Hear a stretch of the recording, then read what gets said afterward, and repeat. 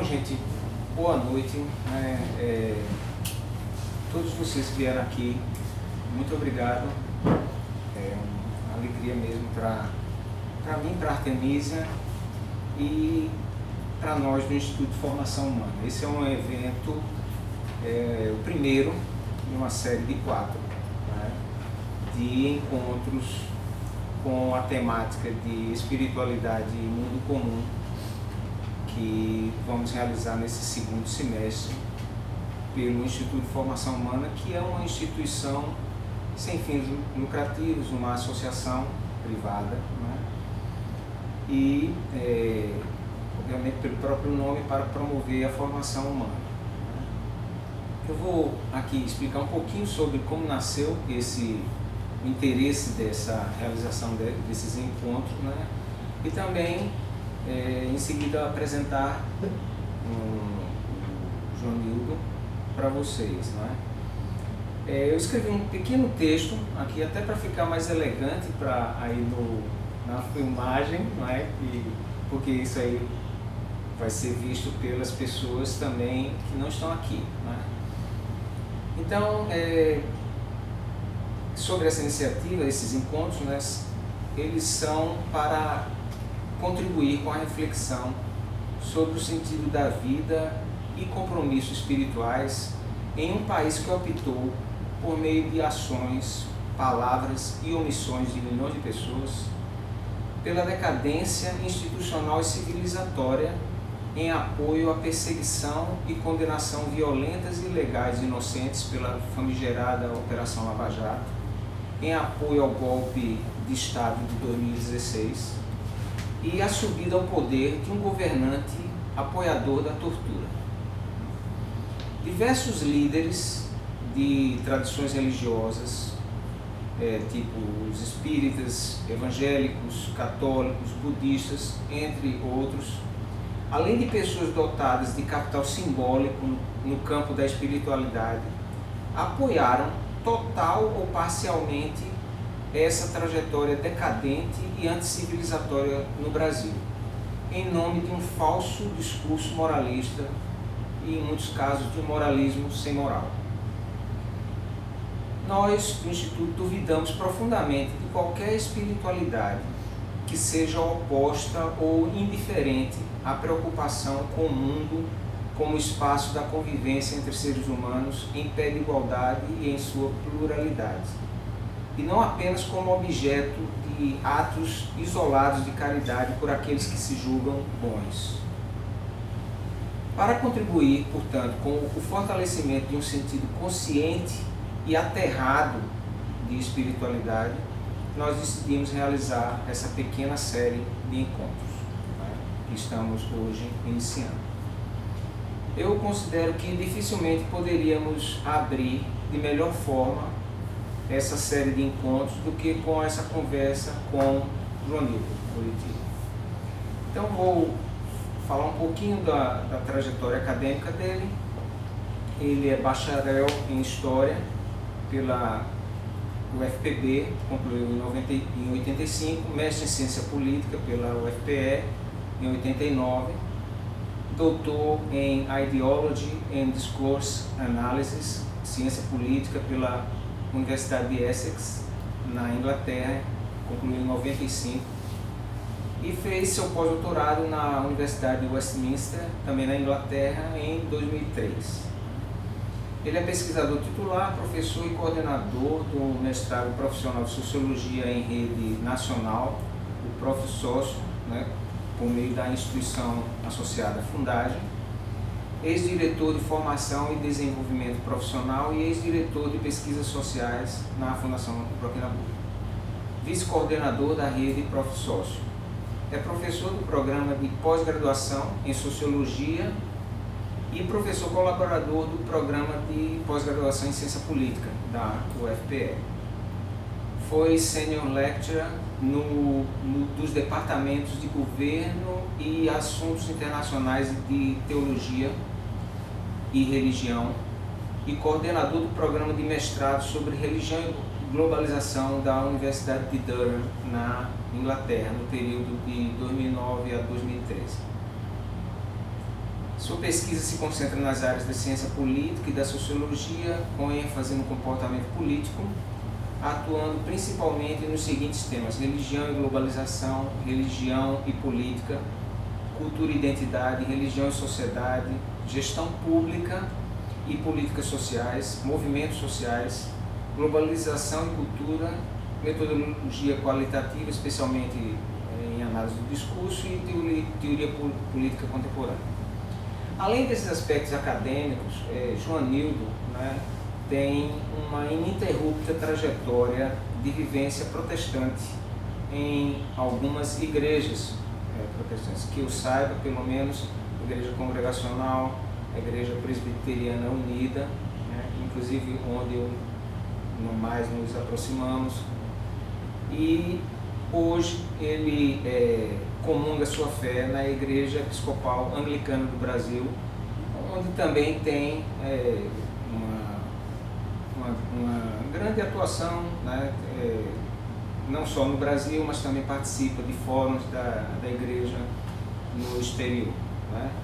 E um detalhe assim, mais pessoal, curiosidade, né, posso dizer que eu fui aluno dele exatamente o pouco que eu sei, né, de reflexão teológica, devo muito a ele, num ITM que se chamava Instituto de Treinamento Ministerial. Isso foi justamente no período que estivemos juntos na Igreja Presbiteriana Unida. Ele era um dos professores desse curso, né? Então posso dizer, de um certo modo, que também fui aluno dele, né? Então, Joanildo, olha, muito obrigado por você ter aceito, né? E vem aqui assumir seu lugar. A palavra é sua a partir de agora. Faça como você achar melhor. Boa noite também a todos e todas. É um prazer muito grande estar com vocês aqui. Um prazer responder sim a esse convite e a essa demanda de Policarpo, um amigo de longa data, como ele já mais ou menos sinalizou nesse primeiro momento de introdução. Bom, eu queria, talvez, juntando esses vários chapéus aí que ele indicou que eu uso, fazer uma composição na minha fala do lugar da pessoa que estuda esses fenômenos relacionados à religião. O tema da espiritualidade hoje é bastante presente nas conversas e nos escritos dos cientistas sociais que trabalham com essa temática. E o meu lugar como cristão, de uma certa formação e que caminha por certas trilhas,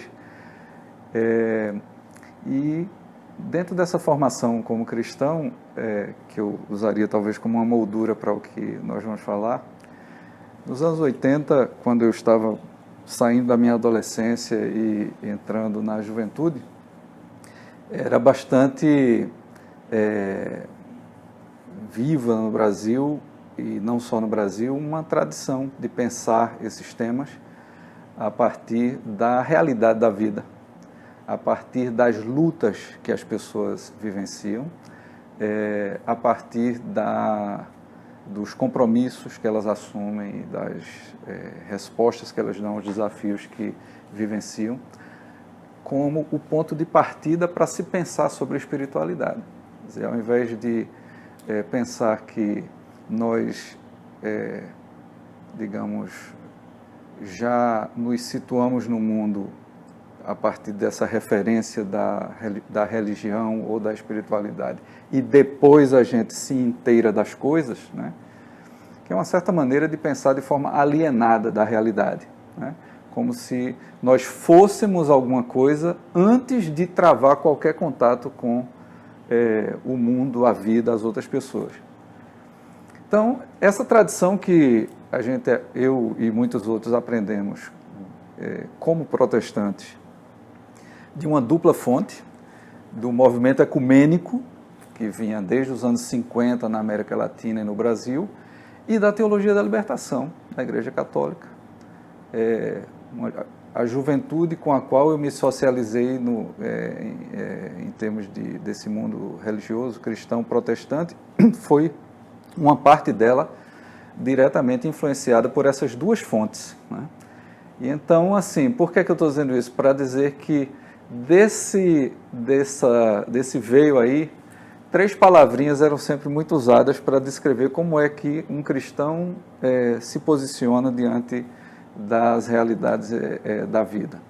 Era ver, julgar e agir, né? Então, o ver normalmente estava associado a uma certa pesquisa sobre a realidade que qualquer pessoa pode fazer, não só os intelectuais que vivem disso, né? Essa pesquisa sobre a realidade é exatamente focar o nosso olhar sobre as relações, sobre as tendências, sobre as situações vividas, né? E tentar mais ou menos mapear o que é que está acontecendo, né? E não de uma maneira genérica, descompromissada, exatamente porque esse olhar sobre a realidade, a gente sempre olha a partir de um certo lugar, né? Então, o lugar dessa gente que via, julgava e agia nunca era um lugar completamente assim desconectado das coisas, né? Era um lugar no qual responder a um chamado de fé era também responder a um chamado do outro e da outra. Então, a necessidade das pessoas, os sofrimentos das pessoas, a opressão, a experiência de não poder dizer o que pensa, não poder ser quem deseja ser, não conseguir ser de forma digna, porque tudo ao seu redor se fecha contra você, conspira contra você, lhe reprime, lhe impede, lhe faz violência. Todas essas situações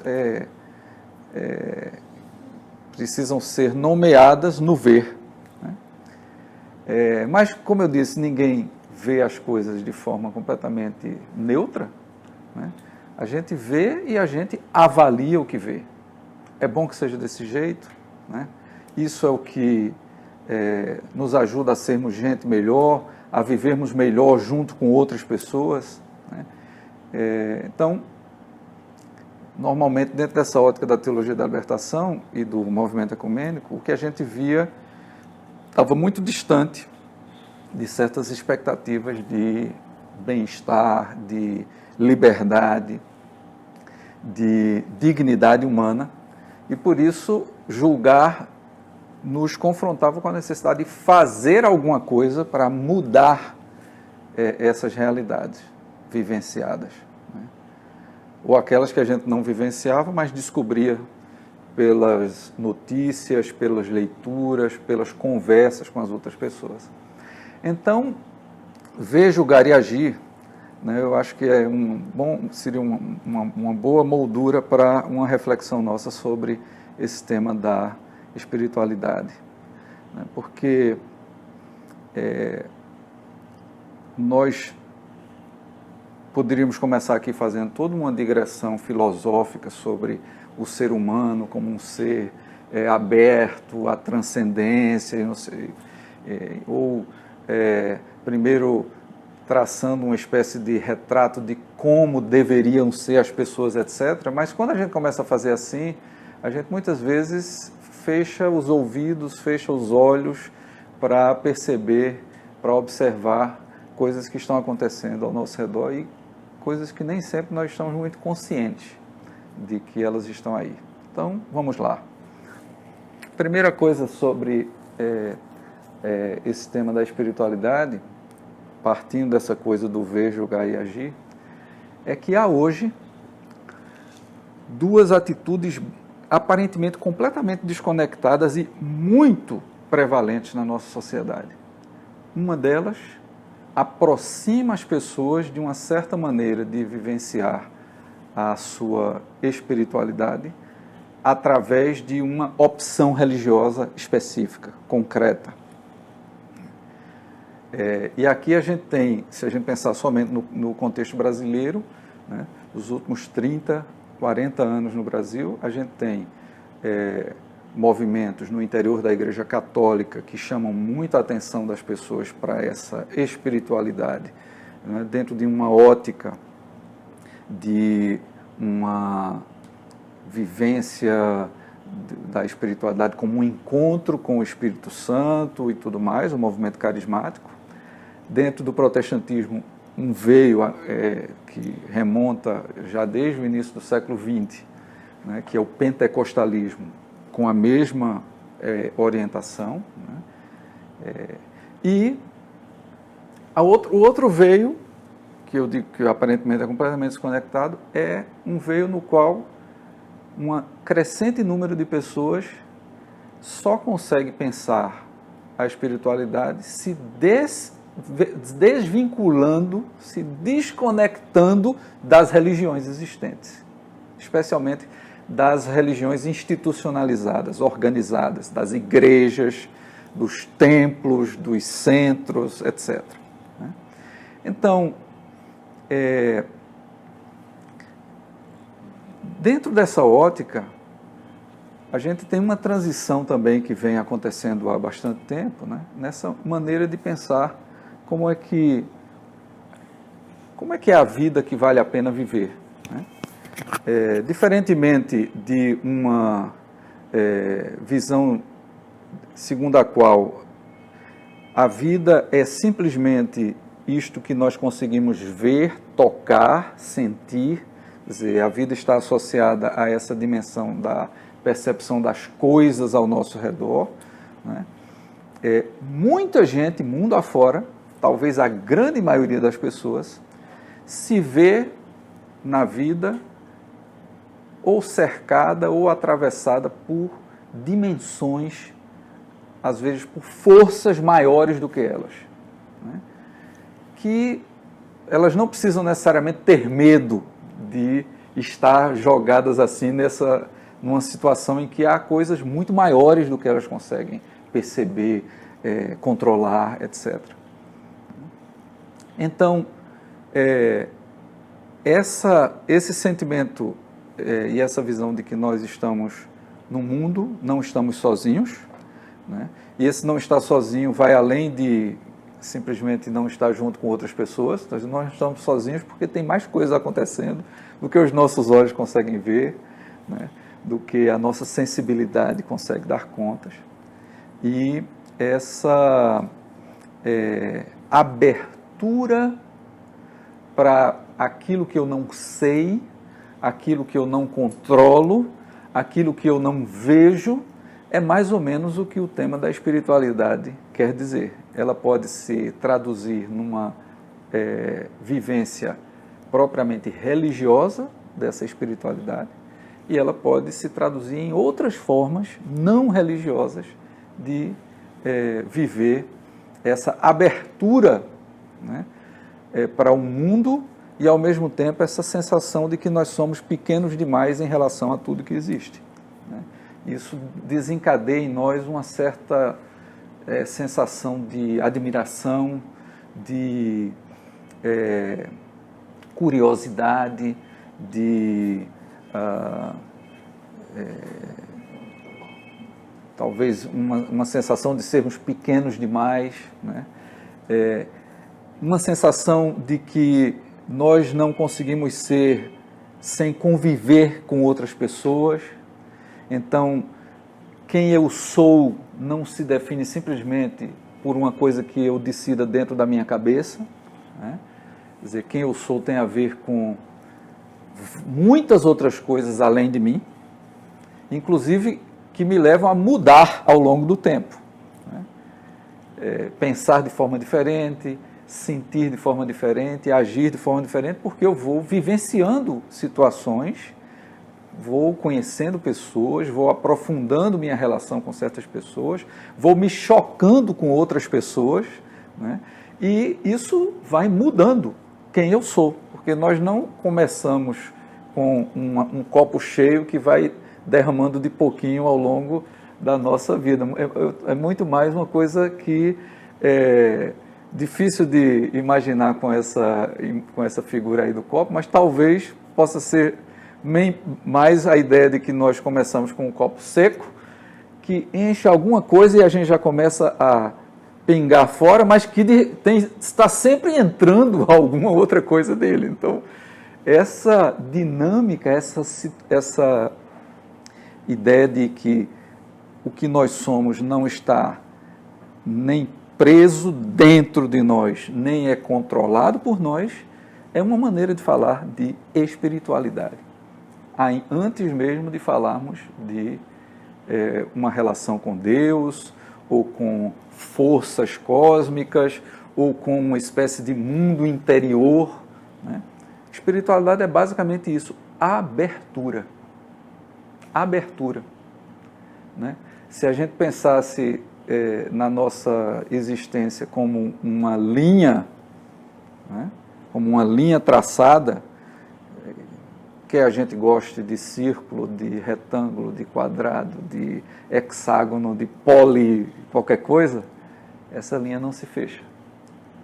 E porque ela não se fecha, ela se mexe ao longo da nossa vida para vários lugares e também se rompe. Quando a gente tem momentos críticos de crise, de depressão, enfim, são momentos em que há rupturas ali onde ainda existia uma linhazinha. Né? Mas a primeira ideia de espiritualidade que a gente pode ter, sem ser muito técnico e nada filosófico, né? É isso, é abertura. É abertura. Porque eu não sou completo, porque eu não sou dono de mim, porque eu não sou fixo, estável, desde sempre e para sempre. Né? Eu sou um ser espiritual, uma pessoa espiritual. Agora, o que é que eu vou fazer com essa abertura? Né? Pode-se tomar muitas direções. Então, eu estou colocando isso porque, como eu disse, hoje a gente tende a ver muita gente que responde a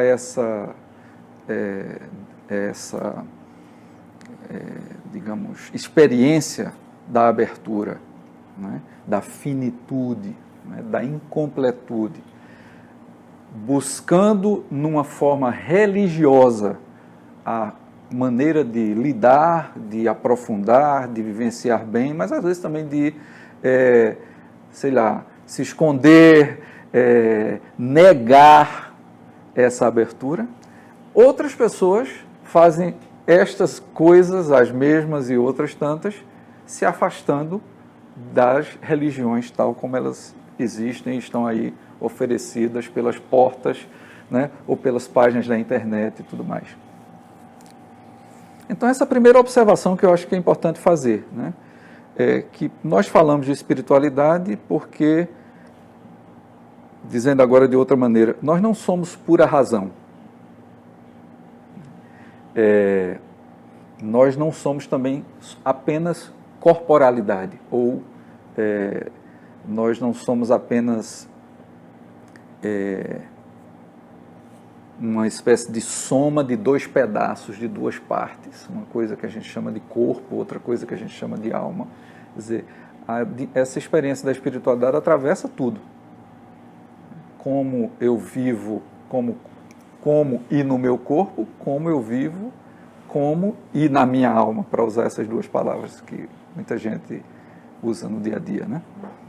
Então, essa é a primeira coisa. A segunda coisa é que a experiência da espiritualidade, ela não é uma coisa assim que paira sobre a história, sobre nossas vidas coletivas e individuais. Ela é vivenciada sempre de dentro destas situações. E o fato de que alguém não tenha nenhum tipo de valorização da dimensão religiosa não significa dizer que essa pessoa não tenha que lidar ao longo da sua vida com a sua espiritualidade, com a espiritualidade que está sempre sendo desafiada pelo que está acontecendo ao seu redor. Isso significa que a espiritualidade nem sempre é uma coisa pacífica, é uma coisa suave, é uma coisa assim que nos enleva, né? Que nos faz flutuar, né? Ou que nos mergulha naquele mundo interior do silêncio, da paz, da tranquilidade, do equilíbrio.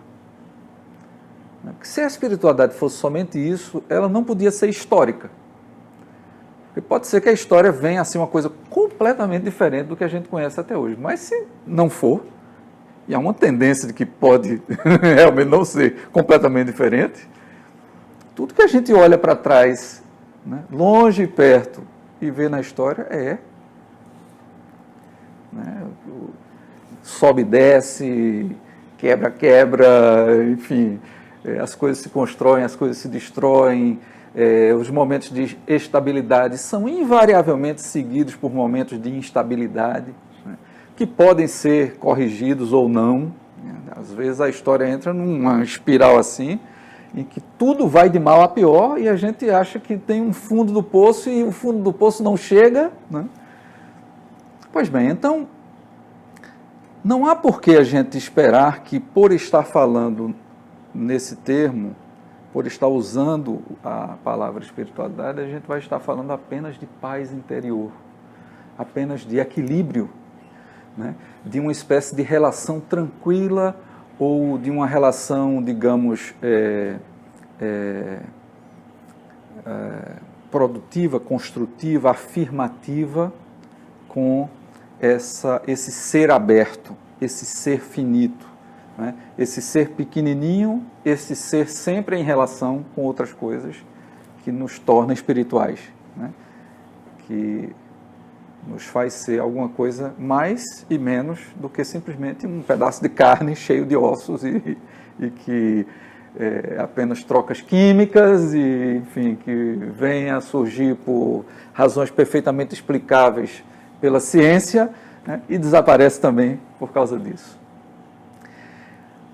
Porque a espiritualidade não é atravessada e é vivida sempre na história, no mundo real, né? Há momentos em que a espiritualidade nos leva a dar passos, né, de enorme acolhimento dos outros, enorme identificação com o mundo, com a natureza, por exemplo, né? Há momentos em que a espiritualidade leva as pessoas a atos de generosidade que podem chegar, inclusive, ao ponto de elas se entregarem a sua própria vida, né, para salvar outras, para ajudar outras, para mudar as coisas, né? E nem sempre isso é uma coisa tão voluntária assim, né? Pensemos nas revoltas, rebeliões, revoluções da história, que as pessoas entravam lutando para mudar aquela ordem de coisas. Não é que elas estivessem se entregando em sacrifício, mas muitas morriam. Muitas foram presas, muitas foram torturadas, né? E muitas dessas pessoas fizeram isso por uma conexão muito direta com a sua espiritualidade. Muitas pessoas fizeram isso porque achavam que estavam respondendo a Deus, porque viam no outro uma espécie de figura, né,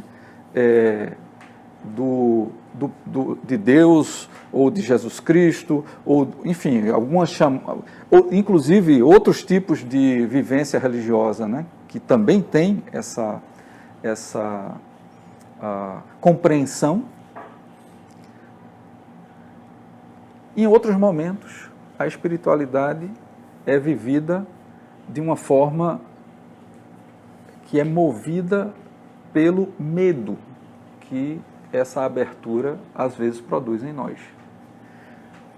Nós não precisamos fingir que somos, né, totalmente reconciliados com essa situação de abertura, né? Não controlar as coisas às vezes nos deixa inseguras, nos dá medo, né? A instabilidade de uma situação pode nos deixar extremamente vulneráveis. E muito preocupados em estabilizar o mais rápido possível essas fontes de incerteza, de insegurança, de temor. E, novamente, nessas circunstâncias, a espiritualidade pode se fechar numa preocupação consigo mesmo ou numa preocupação em refazer as coisas como eram, de tal maneira que tudo volte a ser como antes. Né? Se volta ou não é uma outra discussão que a gente pode fazer num determinado momento. Mas o que eu estou querendo chamar a atenção aqui é que a espiritualidade pode ser também um refúgio, né? Ou um lugar de fuga de uma realidade que nós olhamos ou que nós estamos inseridos nela e que é hostil, que nos faz mal.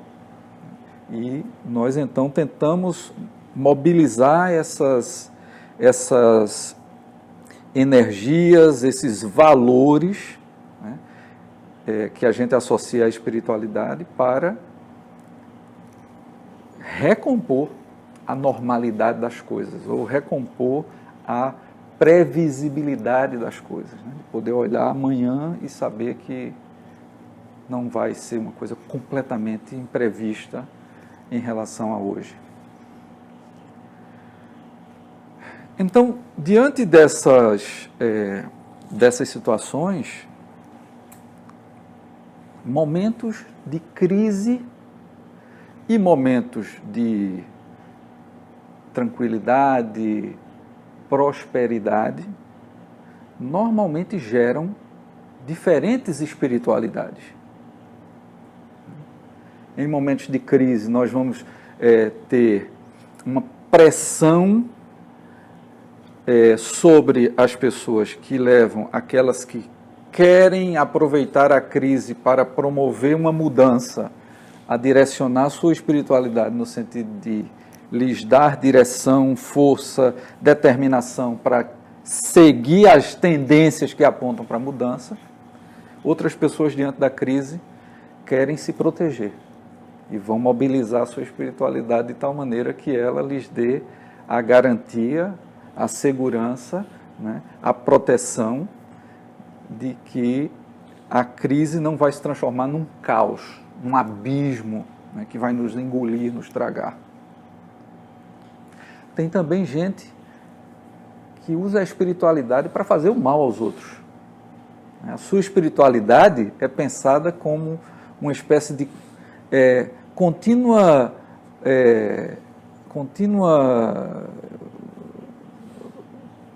tentativa de imaginar situações, seja para ela se sair bem, qualquer que seja o efeito disso para os outros, né? Tem gente que trama literalmente a situações de tal maneira que ela não tenha que dividir com ninguém, né, essas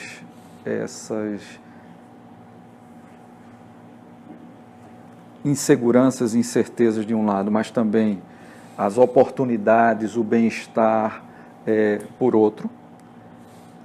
Então, não há espiritualidade em geral, né?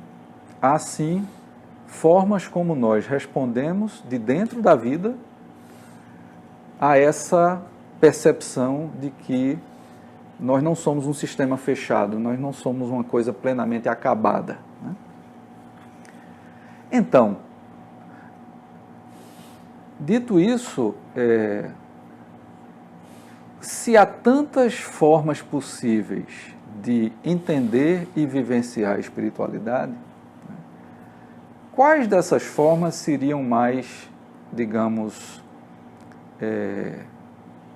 facilitadoras, conduzíveis a construir formas de estar junto no mundo, né? Em contraste com aquelas formas em que eu me dou bem exatamente porque estou pouco ligando para o que está acontecendo com os outros.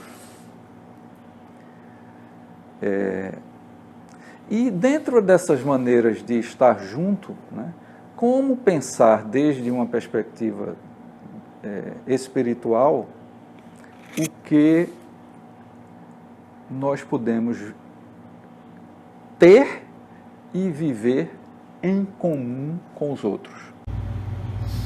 O que é ter uma coisa em comum? O que é viver em comum? E aí eu entro um pouco comentando sobre essa coisa da vida em comum, depois eu volto juntando mais uma vez com o tema da espiritualidade.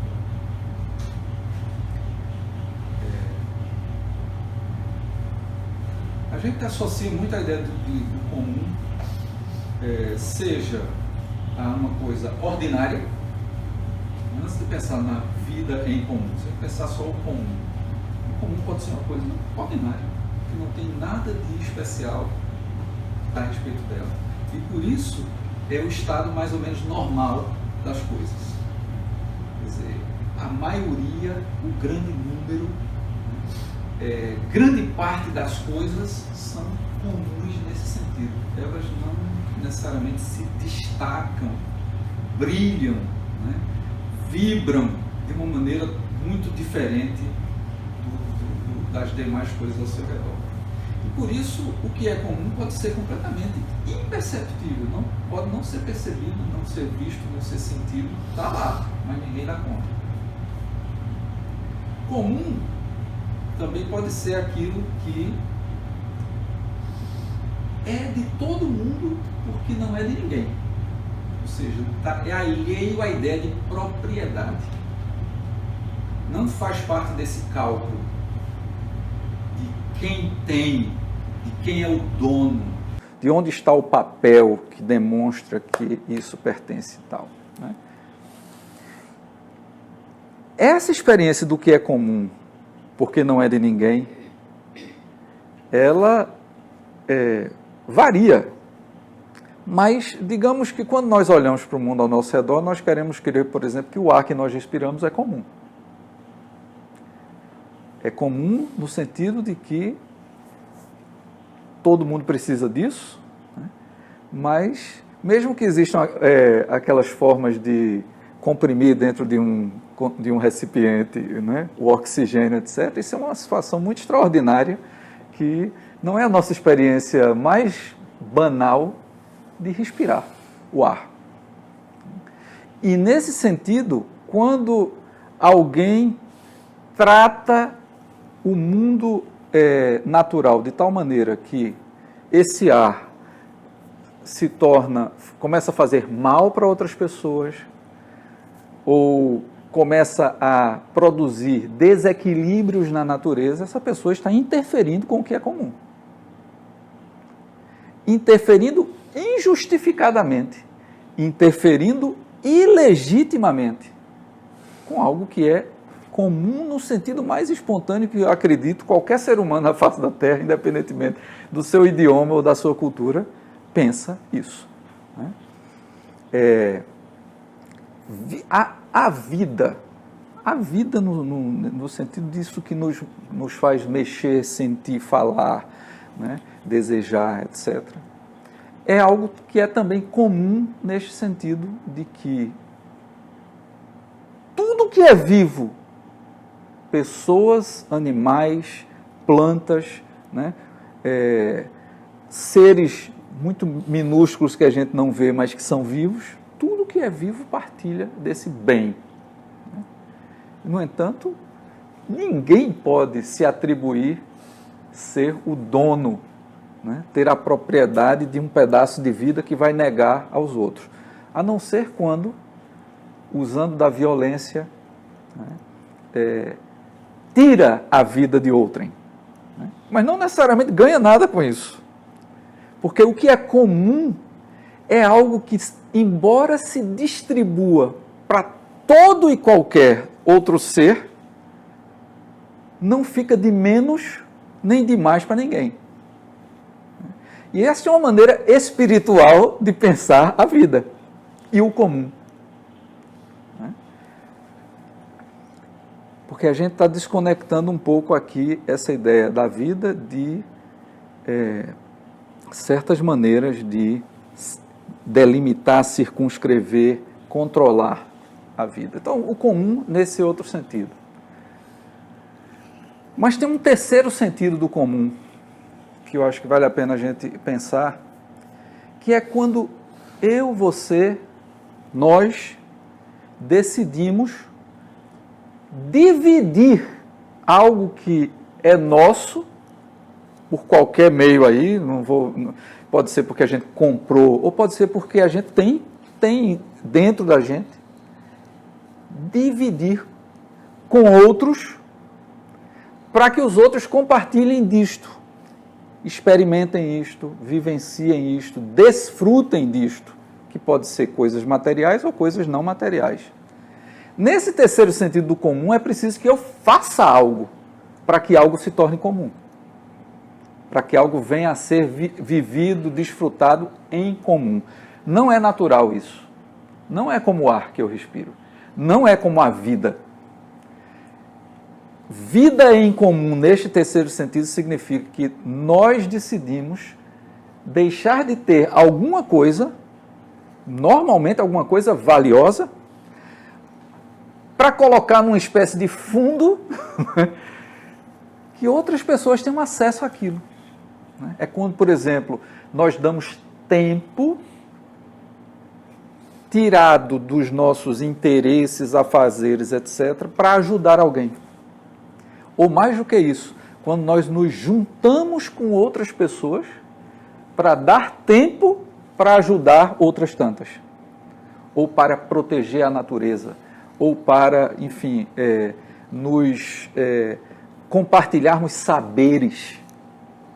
Tanto aqueles saberes que a gente tem pela experiência da vida, como aqueles saberes que a gente tem porque estudou. Então, nesse terceiro sentido, a vida em comum demanda ação, a vida em comum demanda um certo despreendimento de nós mesmos e do que é nosso. E a vida em comum, ela deliberadamente se dirige a atender uma necessidade, uma carência, um sofrimento do outro. Esse outro pode ser gente ou não. Então, como é que a gente pode relacionar essa experiência da espiritualidade com a vida em comum? Novamente, depende de onde a gente está e quando a gente está vivendo. Houve momentos em que era quase impensável fazer muito esforço para identificar o que é comum e o que não é comum.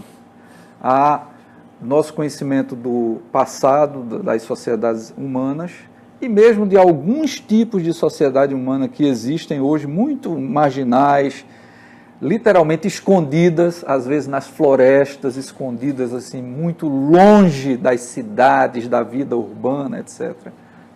Há comunidades humanas que não tiveram grandes dificuldades de pensar o comum, nem de relacionar espiritualidade e vida em comum.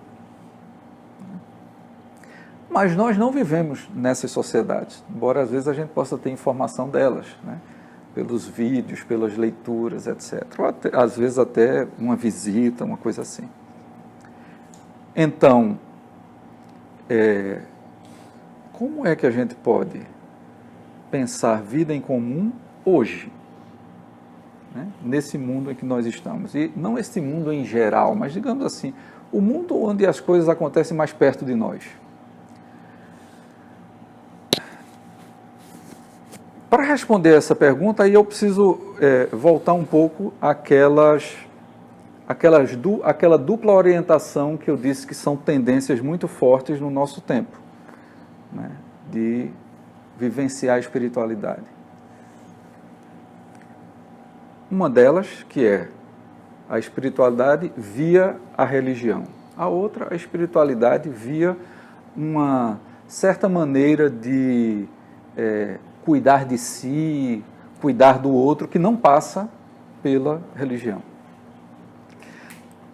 Para os milhões e milhões de pessoas no nosso país que traduzem a sua condição de espiritualidade por meio da religião,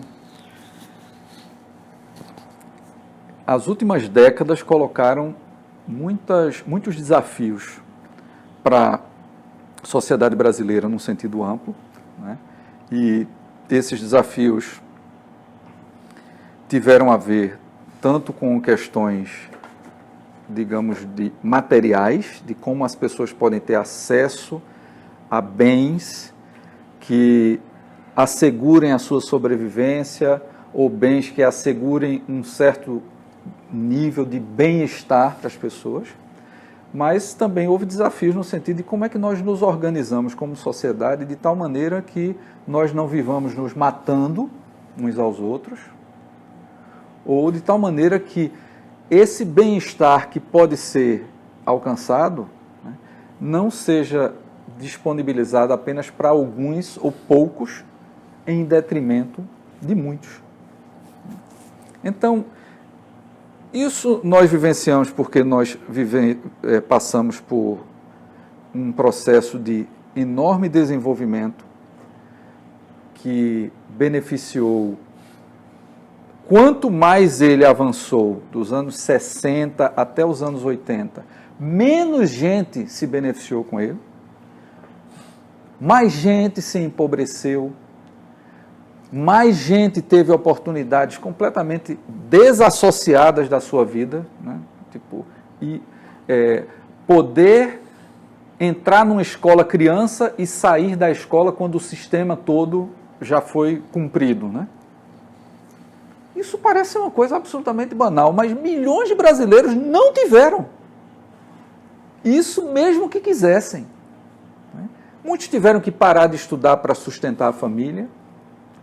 Outros tiveram que parar de estudar porque as condições de vida em que se encontravam os obrigava a encontrar outro tipo de aprendizado ou de atividade que não passasse pela escola.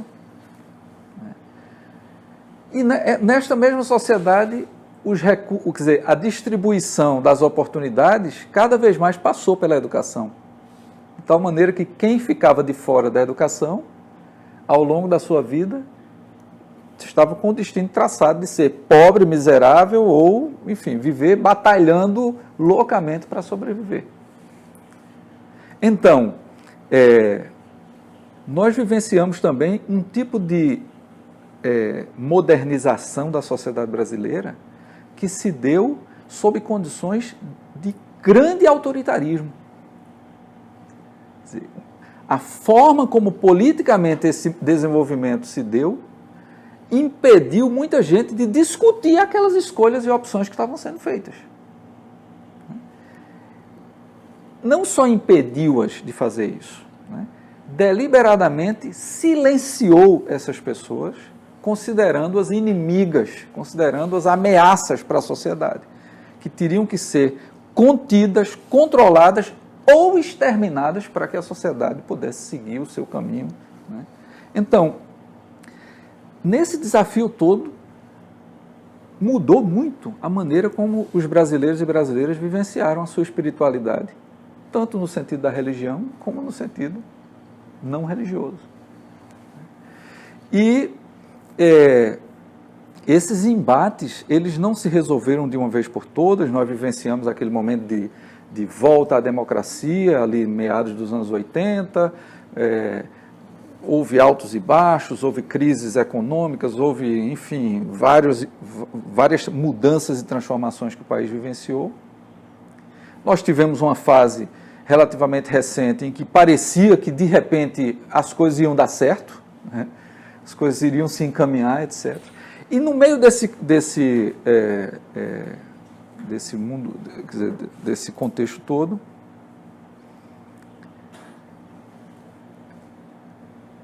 muita gente se desencantou com as formas tradicionais de espiritualidade religiosa, que no Brasil tinham no catolicismo sua principal referência. Esse desencantamento, inicialmente, foi se traduzindo no crescimento de uma outra forma de fé cristã, que a gente chama de os evangélicos, de uma maneira muito imprópria, porque isso é um grupo muito heterogêneo, mas para simplificar as coisas, digamos assim, os evangélicos cresceram muito no mesmo processo pelo qual o catolicismo perdia adesão, perdia gente, vamos dizer assim. E dos anos 80 em diante começou a crescer de um ponto de vista relativo muito aceleradamente, mas ainda do ponto de vista quantitativo não chega a ser um número muito grande, a quantidade de pessoas que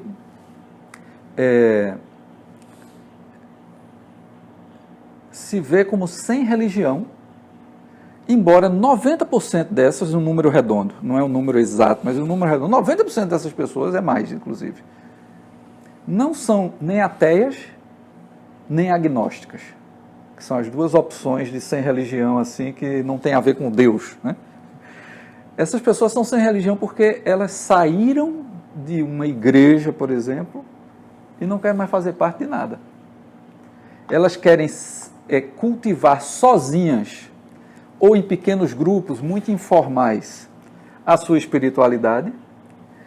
Elas querem combinar elementos de várias tradições religiosas, filosóficas, espirituais, místicas, né? De modo a que elas encontrem um jeito de ser com o qual elas estejam satisfeitas, né? Satisfeitas consigo. Mas essas pessoas não são sem fé, essas pessoas não são sem Deus, ou essas pessoas não são sem alguma compreensão propriamente espiritual. Mesmo ateus e agnósticos, a gente escuta nas pesquisas, por exemplo, conversando com essas pessoas, que se negam a serem pessoas assim, completamente secas de qualquer ideia de abertura para o que é desconhecido, para o que você não tem muito como, né, dizer com certeza se existe, se não existe, se faz alguma diferença para nós aqui ou não, etc. Tem muita gente cultivando uma espiritualidade do bem, vamos dizer assim, né? Uma espiritualidade preocupada com o equilíbrio, né? Com a natureza, com as outras pessoas, etc. Precisamente porque não acreditam em Deus. Outras porque não conseguem ficar imaginando muito essas coisas que elas consideram extremamente abstratas, né? Essas ideias muito abstratas de uma divindade, não sei o quê. Se existe ou se não existe, não vê muita diferença no seu dia a dia em relação a isso, mas acha que é importante ter uma consciência dessa abertura que eu mencionei desde o comecinho. Então, nós, nos últimos 6, 7 anos, fomos novamente atravessados por mudanças na sociedade brasileira que reabriram completamente essa discussão sobre espiritualidade. Por exemplo, reabriram toda a discussão sobre o que é que significa ser do bem ou do mal. Como é que é possível que alguém que se diz do bem, né, e faça, inclusive, ações que traduzem esse bem em certas áreas, principalmente com as pessoas mais próximas de si, né, se torna ou indiferente ou militantemente do mal em relação a outras coisas, né? Tolera que pessoas sofram violência, tolera que pessoas percam tudo que têm ou sejam negadas oportunidades porque não merecem, porque não fazem por onde, porque são preguiçosas, né? Mas aqui, desse outro lado, são pessoas tranquilas, normais, etc. Né? São pessoas do bem, mas batem palma quando veem a polícia metralhando alguém sem nem perguntar quem era. Se ajoelham nas suas igrejas ou no escurinho da sua casa, né, para orar, para rezar, para fazer suas preces, e saem dali enlevadas para logo em seguida agredirem verbalmente outras pessoas, né, ou censurarem, julgarem como inferiores a si, e por aí vai. Então, numa situação como essa, como pensar a espiritualidade e a vida em comum? Quando nós estamos num contexto em que os conflitos, o acirramento dessas divergências e diferenças cria uma confusão em relação ao que a gente normalmente associaria com espiritualidade é do bem, e uma espiritualidade que é do bem deveria estar preocupada com o que todos, ou a grande maioria, vivenciam. Deveria estar preocupada com as oportunidades das pessoas serem de forma mais livre, das pessoas poderem desfrutar de uma maneira menos sacrificada, né, daquilo que outras nem pedem para ter e já chega para elas numa bandeja. Então, eu não vou entrar digamos assim, no momento de dizer vamos fazer desse jeito, ou é desse jeito, ou é daquele jeito, mas eu queria fechar agora, né, sugerindo uma forma de ver essa conexão. E eu faço a partir dessa compreensão que eu apresentei para vocês e também de um lugar muito específico que eu ocupo, né, que é um lugar que vê dentro da tradição cristã, dentro da ideia do seguimento de Jesus, uma certa maneira de ver a espiritualidade que está alinhada, afinada com a ideia de vida em comum. A primeira maneira, quer dizer, o primeiro aspecto dessa espiritualidade é que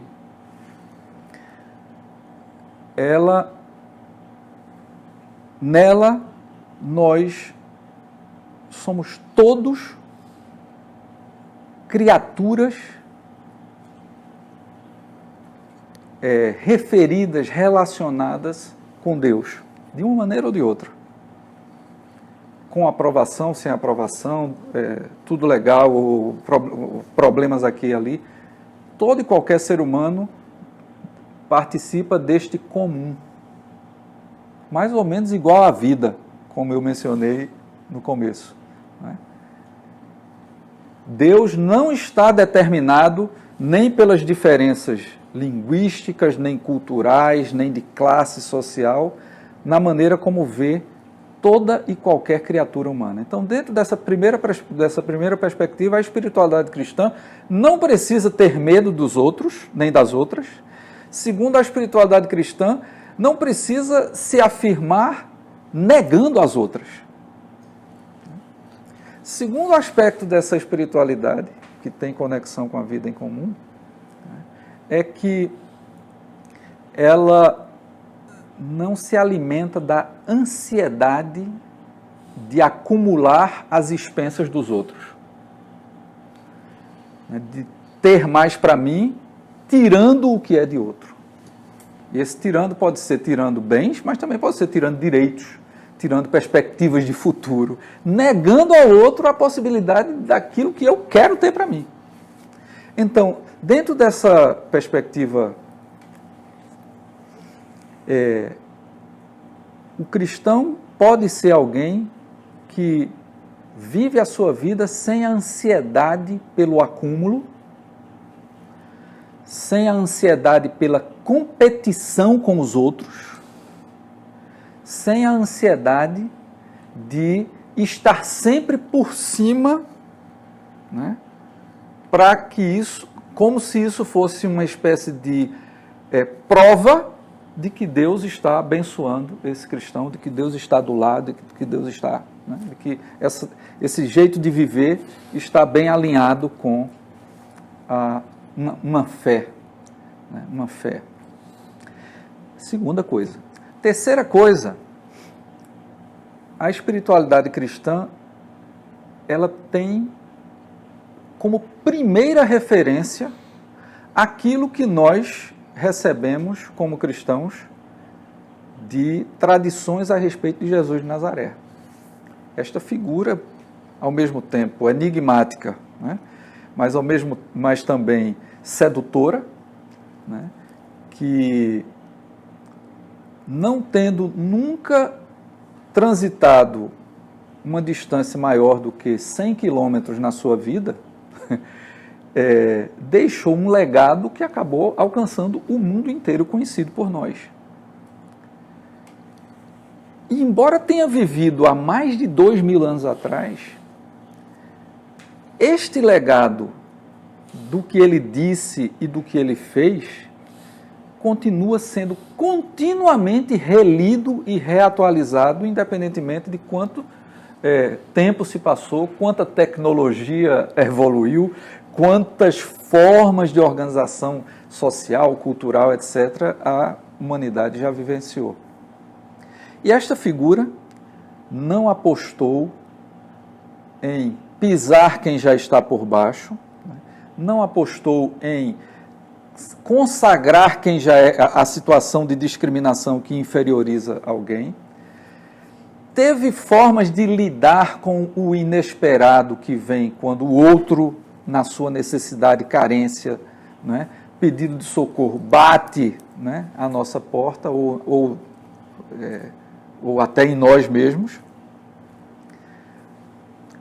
reagiu com uma forma, ou respondeu de uma forma que era desapego, que era generosidade, que era preocupação genuína em fazer com que essa outra pessoa mudasse ou saísse daquela situação em que se encontrava para ser acolhida, recebida.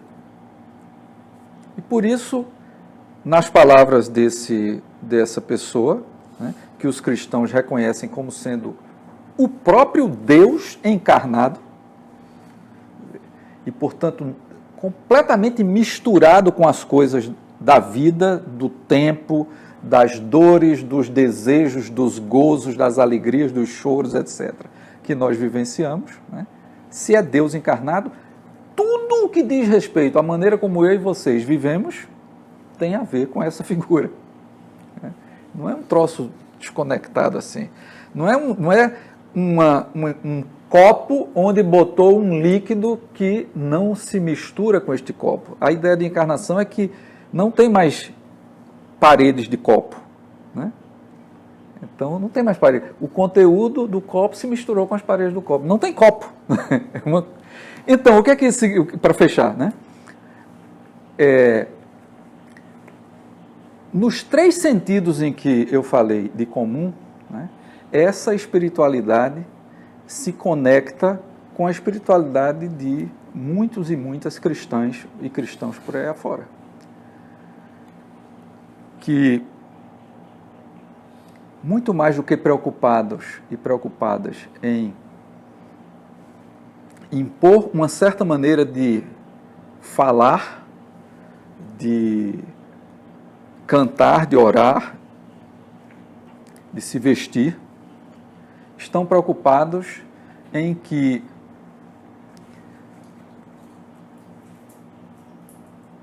se a transmissão dessa sua tradição espiritual vai ser aceita pelos outros, que isso venha pelo exemplo e pela conversa mais ou menos tranquila de 2 pessoas ou de um grupo de pessoas. Segundo, que o fato de alguém não acolher esta visão de espiritualidade não torna essa pessoa indigna, menos humana, menos, passível de ter acesso às mesmas experiências do mundo que qualquer cristão e cristã. Então, por que crer numa ordem criada que é comum a todos e a todas e a tudo que é vivo? Né? Por que se vê como um qualquer ou uma qualquer em meio a tanta gente, portanto, nenhuma pretensão de ser superior, de ser mais brilhante, mais inteligente, mais limpo, mais socialmente, não é, aceitável, etc. Comum no segundo sentido.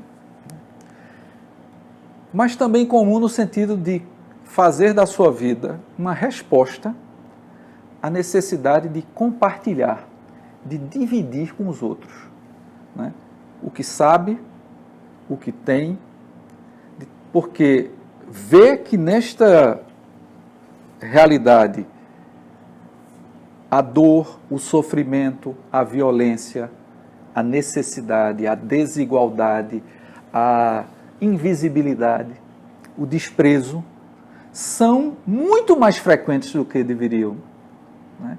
Essas pessoas estão dispostas a dar esse tempo, essa energia, esses bens, junto com outras, inclusive com outras de outras espiritualidades religiosas, né, e de nenhuma religião, para que haja vida em comum. Então, talvez essa não tenha sido a maneira mais sistemática de trazer uma reflexão sobre espiritualidade e vida em comum, mas eu queria deixar isso para a gente começar então uma conversa que já ficou bastante longa da minha parte, mas agora que vocês pudessem reagir, comentar, perguntar, enfim. Obrigado.